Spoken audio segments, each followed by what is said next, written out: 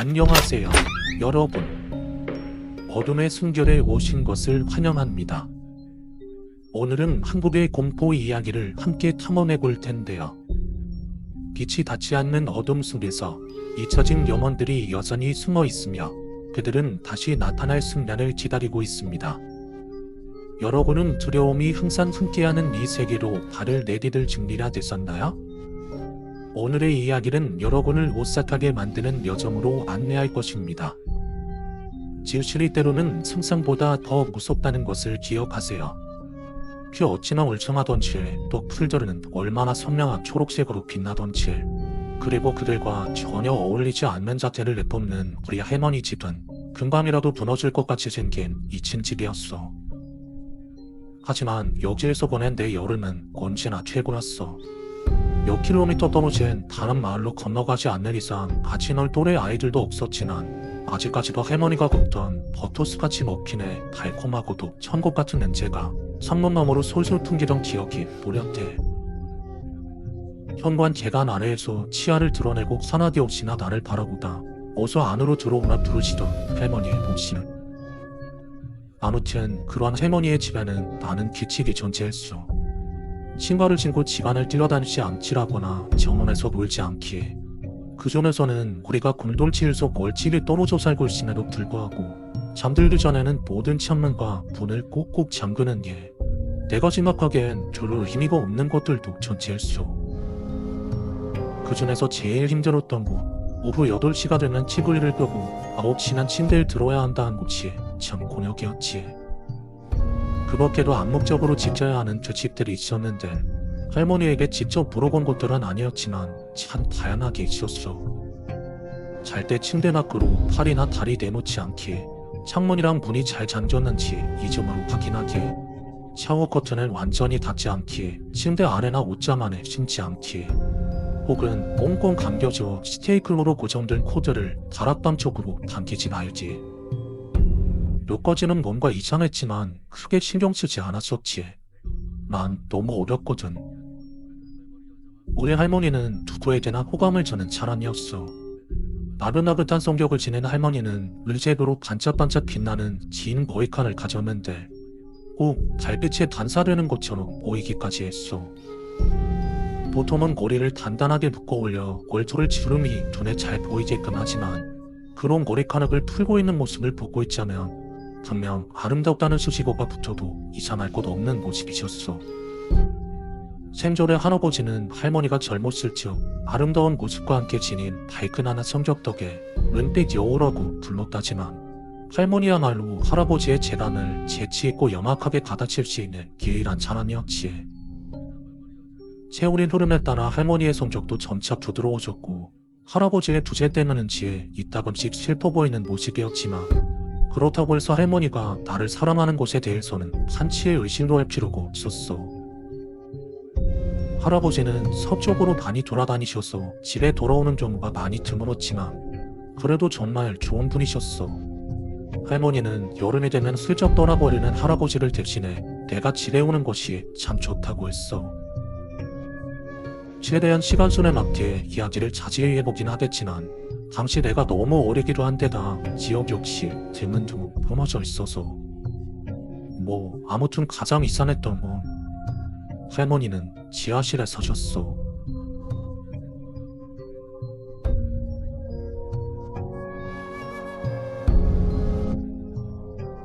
생전 할머니가 침실에 드는 모습을 본 적이 없어. 당시 나는 혼자 침대에서 잘 수 있을 정도로 씩씩한 사내놈이었기에 할머니가 침실에 드시는지에 대해 제대로 생각해본 적이 없었지.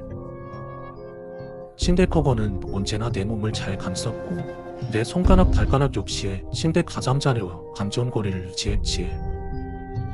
하지만 가끔씩 할머니가 당신의 정원에 나타나 창문 너머로 나를 바라보며 무언가를 조용히 속삭이곤 하셨어.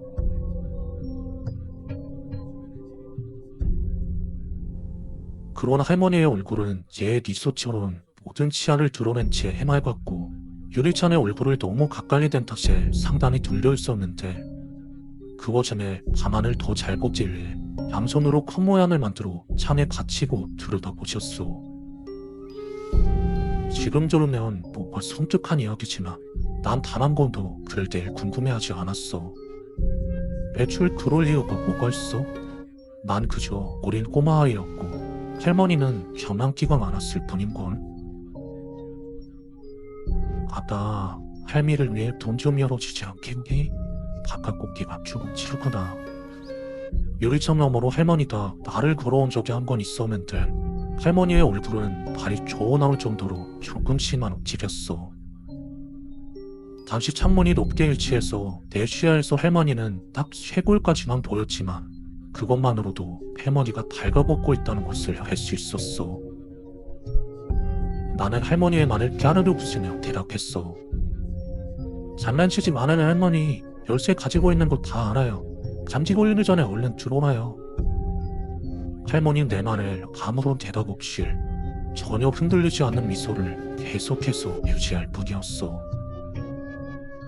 나에겐 절대 들어가지 못하게 했을 그 정원에서 할머니는 그렇게 서서 나를 바라볼 뿐이었어.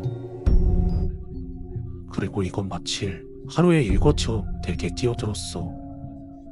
잠에 들 때까지 할머니가 부드럽게 속삭이는 소리를 듣다가 아침에 깨어나 보면 마치 아무 일 없었다는 듯 부엌에서 아침 준비를 하는 할머니를 발견하면서도 말이야.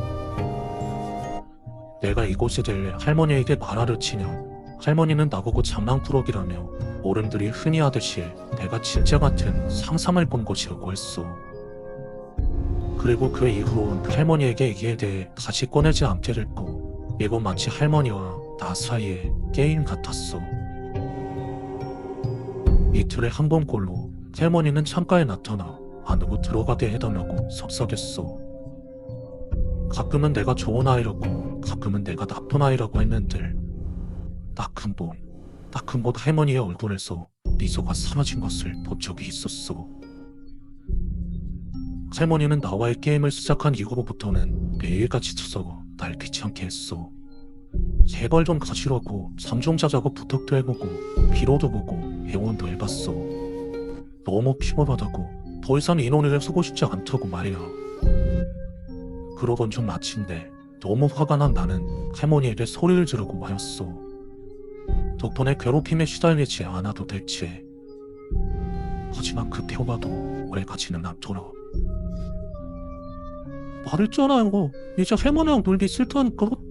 그만 안에 들어와서 잠 좀 주무세요. 그러자 할머니의 미소가 구겨졌는데 두 눈에 담긴 그 서늘한 눈빛에 이상하게 소름 끼쳤어. 그날 밤엔 아무 속삭임도 들리지 않았지만 내가 몸을 돌릴 때마다 이글거리는 눈동자로 나를 노려보고 있는 할머니의 모습을 볼 수 있었어.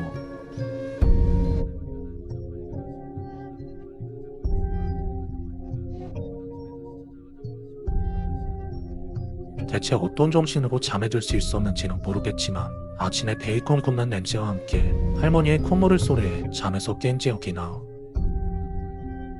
그러던 어느 날 밤 나는 의도적으로 밤을 잠들지 않았어. 할머니가 지하에 들어갈 때까지 기다렸다가 차가운 바닥을 떼어 현관문으로 가서 잠금을 풀었어. 그리고 재빨리 담으로 들어가 이불을 덮고선 할머니가 이 게임을 포기하길 기다렸지. 하지만 그날 밤 할머니는 창가에 나타나지 않았어. 대신 내 방문을 통해 들어왔지.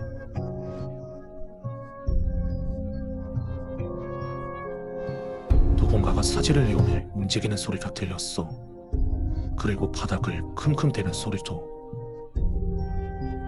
이윽고 할머니가 내 침대 밑으로 기어들어가는 소리가 들렸고 그날 밤 침대 아래에서 할머니가 속삭이는 소리를 들으며 머리를 끝까지 이불로 감싸고 매트리스에 귀를 대고 있었어. 배고파. 기대치가 낮았구나. 몸을 움직여 내 등의 벽과 창문을 향하게 했어. 이제 더 이상 이 게임을 할 생각이 없었거든. 네 나날 간 냄새가 났다. 이 악몽에서 날 깨워줄 사람이 없다는 무기력함은 자신을 경험할 수 없는 수준이었어. 네 안으로 기어들어갈 거야. 이 작은 쓰레기 같은 새끼야. 그 이후로 할머니가 속삭였던 내용을 더 말할 수가 없어. 대부분 듣지 않았거든. 난 이불 아래에서 몸을 웅크려 내 몸 어디도 침대 밖으로 나가지 않았음을 확인한들 잠에 들려 했어. 여기서 내가 말해줄 수 있는 부분은 내가 눈을 살짝 뜨고 이불 밖을 내다봤을 때 할머니의 두 눈이 침대 밑에서 나를 응시하고 있었다는 거야. 공포에 몸이 나비된 상태로 얼마나 오래 누워있었는지 모르겠지만 난 어느 순간 잠에 들었고 다음날 아침엔 할머니의 정지 없이 깨어날 수 있었어.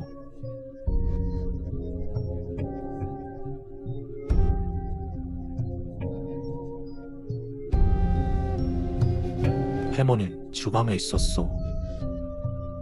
할머니는 문이 잠겨있지 않았다는 사실을 눈치챈 것 같았지만 내게 아무런 말도 하지 않았어. 대신 내 접시 위에 음식을 올리면서 호기심 담지 곁눈질 보냈지. 그리고 내가 집에 간다고 말씀드렸을 때 약간 상처를 입으신 것 같았어. 물론 그날 밤부터 내가 집에 돌아가기 전까지 며칠 동안 나는 매일 밤 문이 잠겨있는지 이중으로 확인했어. 그리고 할머니는 내가 떠날 때까지 계속해서 날 찾아왔지. 차를 타고 떠나면서도 백미러로 멀어지는 집을 본 엄두가 나지 않더라. 만약 거울을 보면 할머니가 날 보고 있을 것만 같았거든. 난 그 여름 내내 할머니 내고 가지 않았어. 그렇게 밤마다 있었던 담론은 이제 끝이 났어. 그로 몇 년 뒤에 할아버지가 알츠하이머 말기 진단을 받았지. 할아버지가 돌아가시고 얼마 지나지 않아 할머니 역시 돌아가셨어. 그리고 할머니 댁에 유품을 정리하러 가서 엄마에게 그 일에 대해 물어보게 되었어. 엄마는 내가 어렸기 때문에 하지 못한 많은 말들이 있다고 했어.